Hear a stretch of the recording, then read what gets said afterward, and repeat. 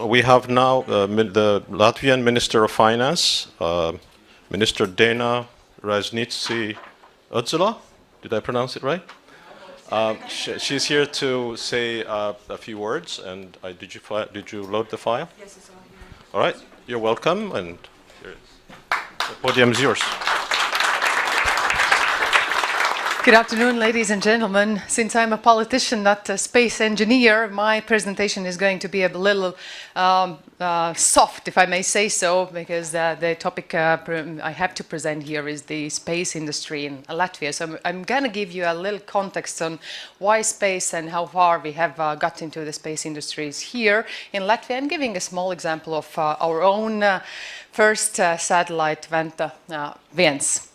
So just a little context, stepping a little step back. Latvia is considered being one of the most flexible and resilient economies in the European Union. We've been used an example called Phoenixus that has experienced a deep crisis after 2008, coming in a fast pace back. We are the member of the European Union since 2014, also introduced Euro. Last year we joined the OECD, and we are considered one of the best places for doing business. Regarding the space, since 2013 we are one of the cooperating states with the European Space Agency.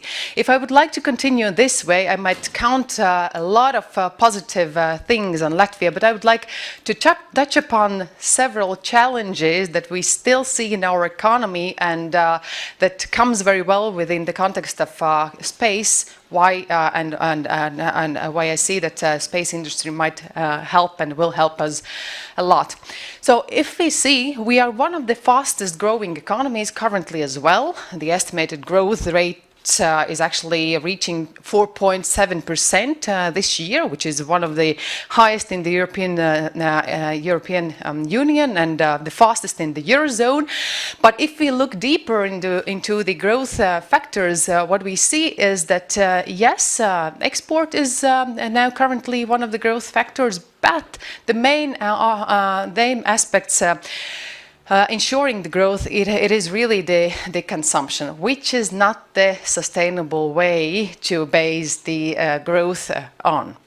So if we want to ensure the long-term development of the country, we need to concentrate on the sustainable growth factors, which is really increasing the productivity and trying to increase the share of the added value manufacturing. If you look at the manufacturing structure here in Latvia, we can see that more than 60% of the overall manufacturing is actually the low-tech industries. So how can we reach the level of Germany and the other developed countries within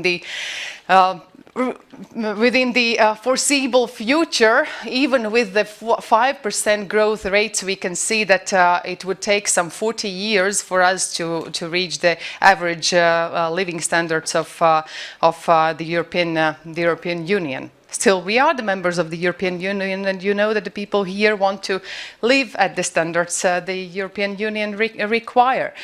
So we see that there are several factors lagging Latvia behind the fast pacers, which is comparatively low R&D expenditure, one of the lowest within the OECD countries and the European Union.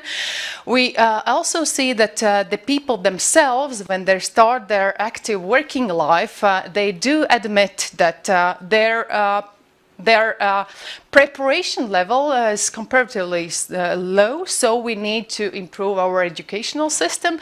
We need to get them being much more ready for the labor market when they get there, and we need them to acquire really the skills that the labor market requires. So we do understand that we are not the country like China having the extensive human resources, and at this point we have understood that we have already reached the point of the structural unemployment because this is the year when we have reached the lowest unemployment rate while the number of the employed people doesn't increase. So the shortage of the people is the actuality today. If earlier in the day, in the 90s, when the investors came to Latvia, they were here because of the availability of the, well, comparatively low-cost skilled workforce. This is not the case anymore. So what we have to understand, so within the scarce within the situation of the scarce human resources in the country, we have to concentrate on the areas with the higher value added, with the potential to earn much more money using the less human resources. Space is a perfect answer for that. So, yeah, some more comparisons. If you look at the technological intensity levels compared to Germany, Sweden, Finland, Denmark, those are the peers we would like to compare with. So, still a lot of things to do.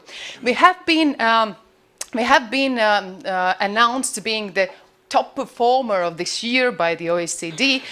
Recently, 2 days ago, they were here and were presenting the estimation of the Latvia's economy. But they noted that we have done a lot in improving the tax regime, in improving the education system. But still, you can see that we have to climb the ladder of the value chain towards the knowledge-intensive activities, so that to be fully competitive and be able to survive within this strong competition between the nations and now even the continents. So, getting back to the space, which would, in my perception, be one of the good examples and one of the sectors where such small countries as Latvia might concentrate and get their niche, we have to understand whether there is the grounds for developing the space. My own belief is that having no infrastructure, having no history, but having the experienced and well-educated people, you can start doing business and doing research in space, even in the green field. But better if you have some preconditions for that, and Latvia does have the preconditions for that. Looking back to the history, we used to be the Soviet Union's member state, if I may say so, and during the Soviet times it was more than 100 space missions. The Latvian, basically, of course, the researchers, because we didn't have any capitalism here, no business, no industries, except for the state-owned ones, more than 100 different space missions that our researchers were participating.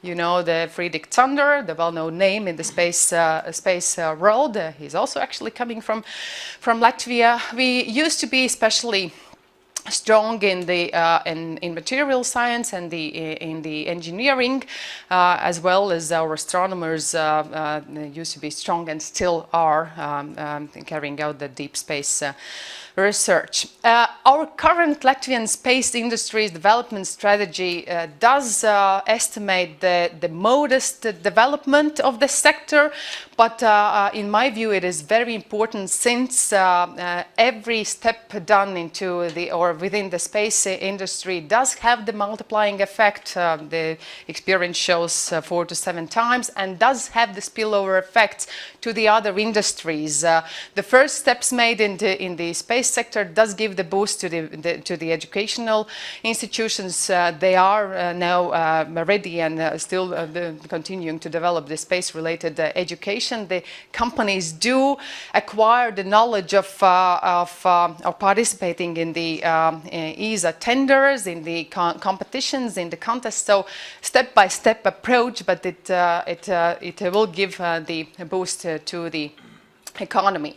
We have given the estimations on what might be the areas of the potential development within the space both in upstream and downstream technologies. Of course, it's more to be used. For such a small country, it's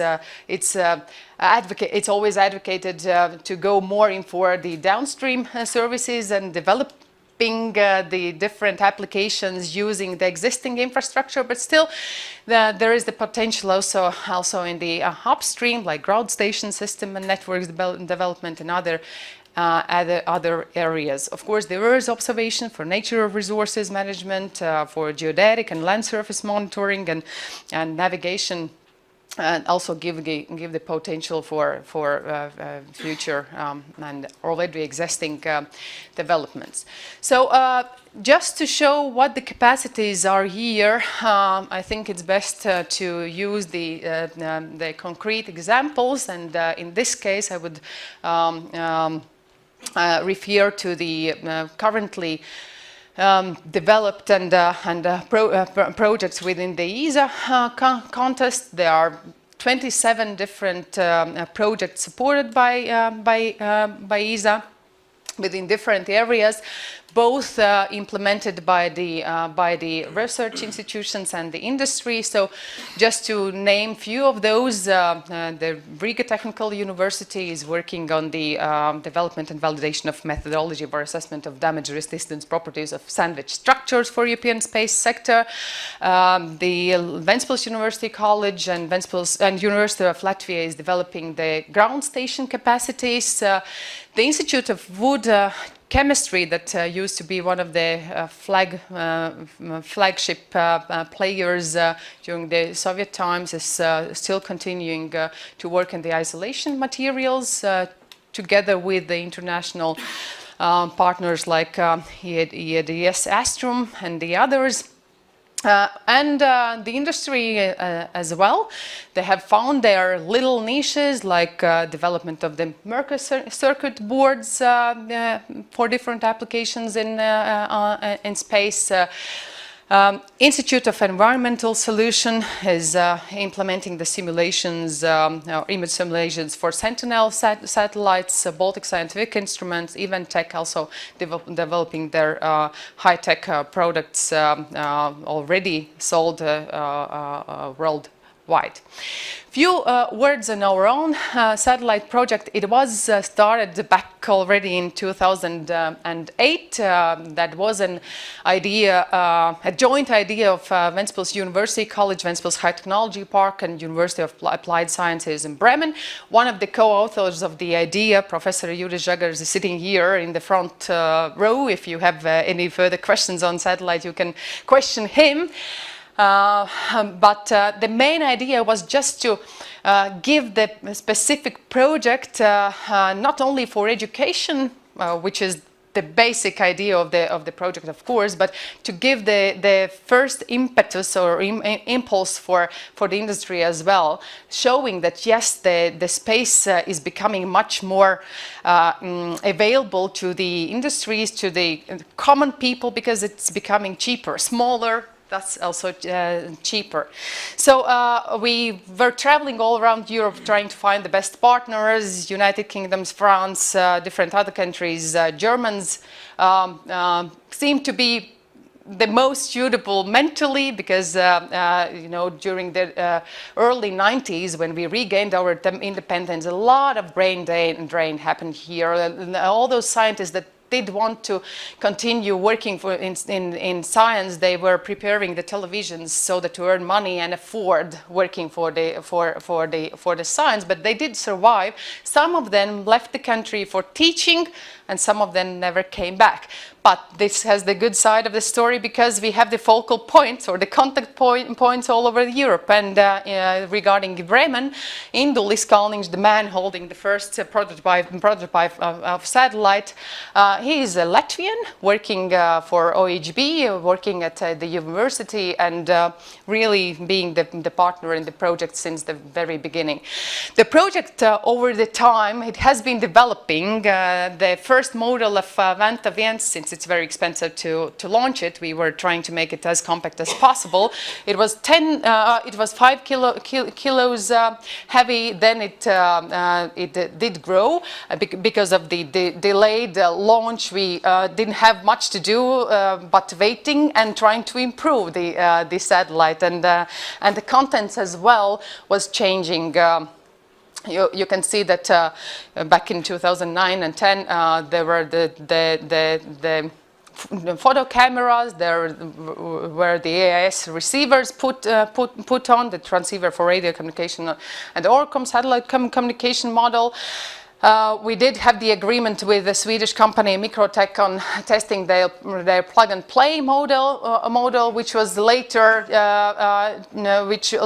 was cancelled because of the launch delays. They chose another small satellite, which was available on the market. This is the good side of the story, because the small satellites are so flexible that if one fails, you can always find another one, because the number of small satellites being launched is increasing on an annual basis.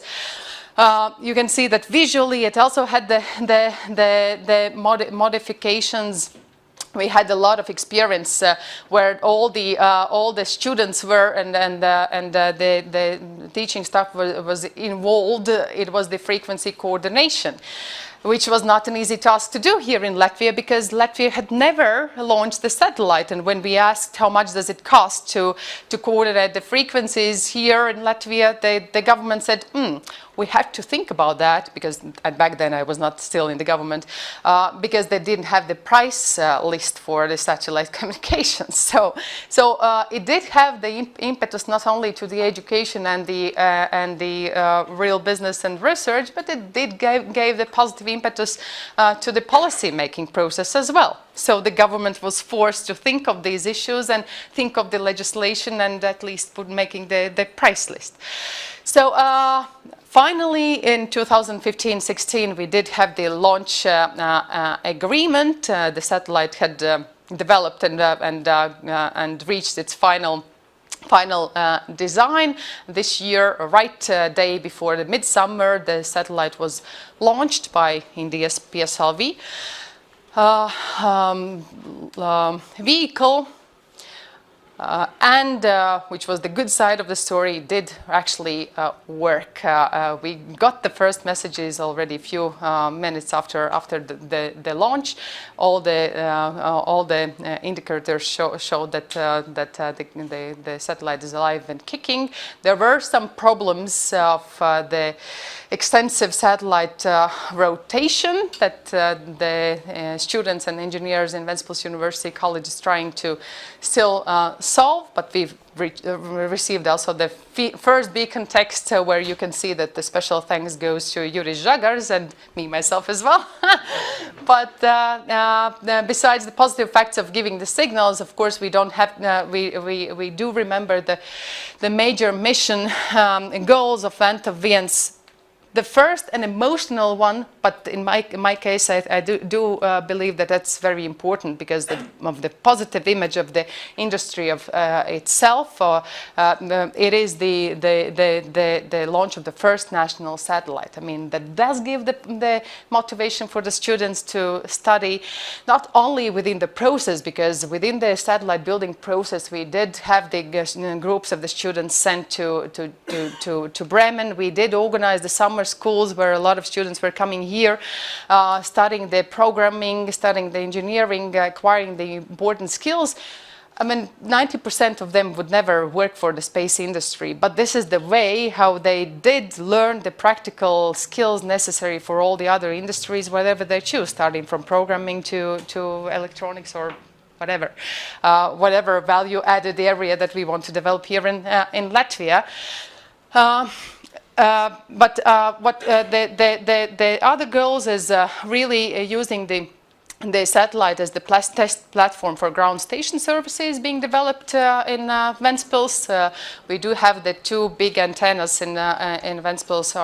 One is 32 diameters big, the other one is twice as small. The big one is used for the deep space research. The smaller one is now being developed as the satellite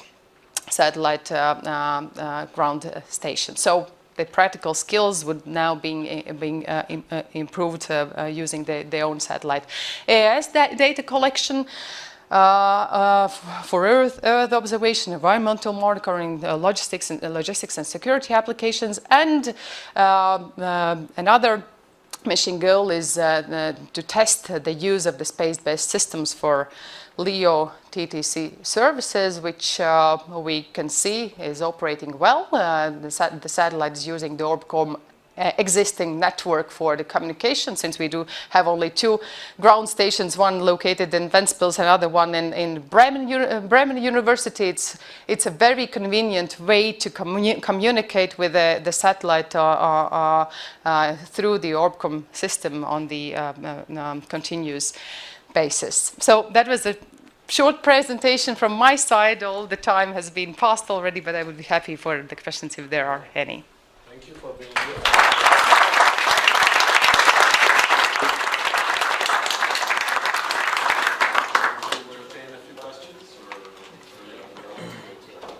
Yes, I would be happy to answer, and then I would ask you this as well to join. Any questions from the audience? Yes, that person in the back there. Ilganis Vilks, Centers Museum. Now Latvia is a cooperation state of ESA. How do you assess, are we going quick enough to become a full member? It would be only my decision. I would say that we are to go further on, and I hope that the government will be convinced as well, and convinced by the facts that we are not only investing money in the accession fee or the participation fee, but we are also getting the money back. So paying approximately 4 million euros, we have got back more than 3 million already by the project implemented by our industry and research. So this is the best argument for the government. If we can see that you do have the capacity of adding the value, I might think that it would be a positive signal. Thank you. So how many students a year do you think you'll be able to train this way? I think it's a really good thing that you're doing, so it'd be nice to know roughly how much you think you can project. Pat, you may introduce yourself. I'm Pat Beecham, Jet Propulsion Lab, NASA Jet Propulsion Lab. There have been some 30 students on continuous basis, but some more in the summer schools that have been trained, being involved in the satellite building process. But there is a secondary effect due to the fact that there is this project and there is the general awareness that the students tend to choose the technical education in the universities and also space-related education. So these are hundreds and in our case might be in the thousands. But I would say that you have to value not only the direct effect but the secondary as well, which is even more important for these small countries like Latvia.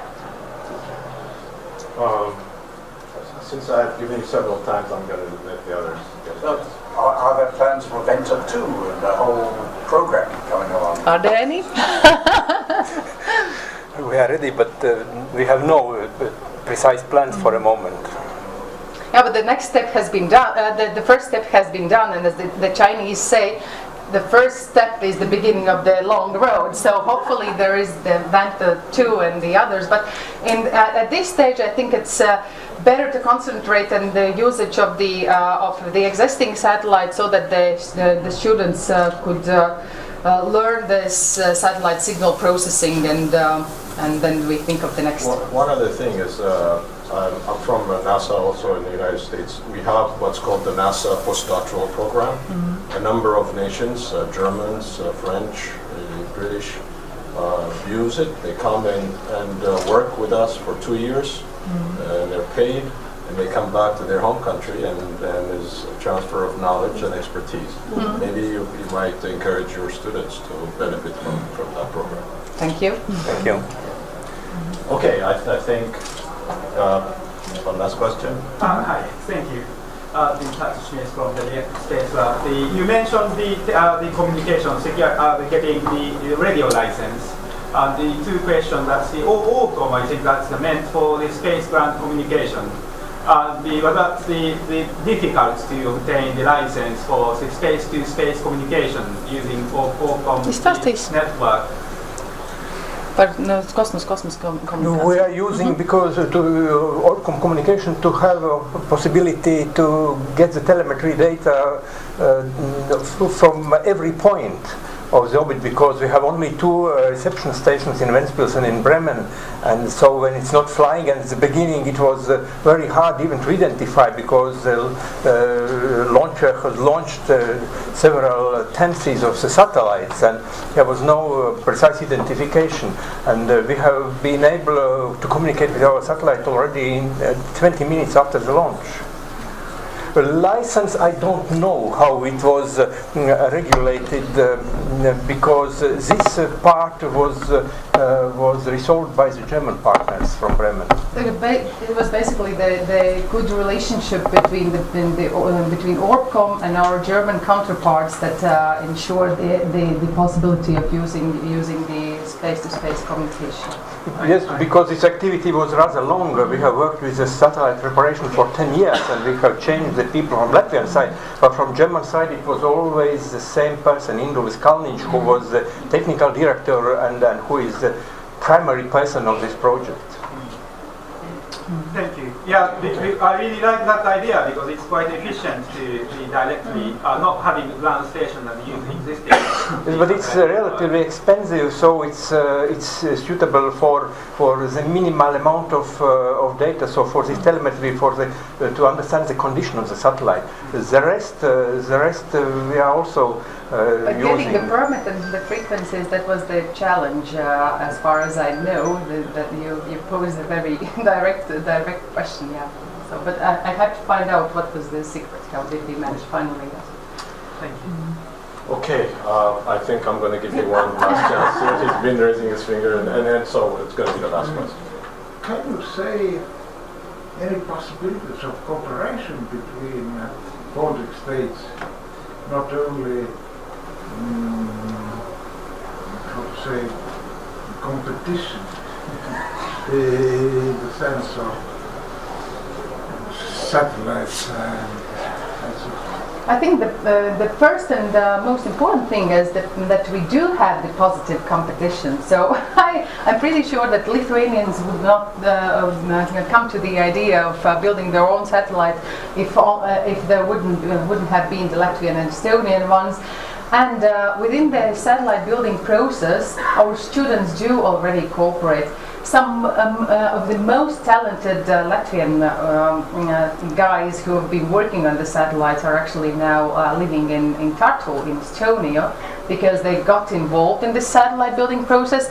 They found out that, oh, the Estonians are doing the same. They went there and they stayed there.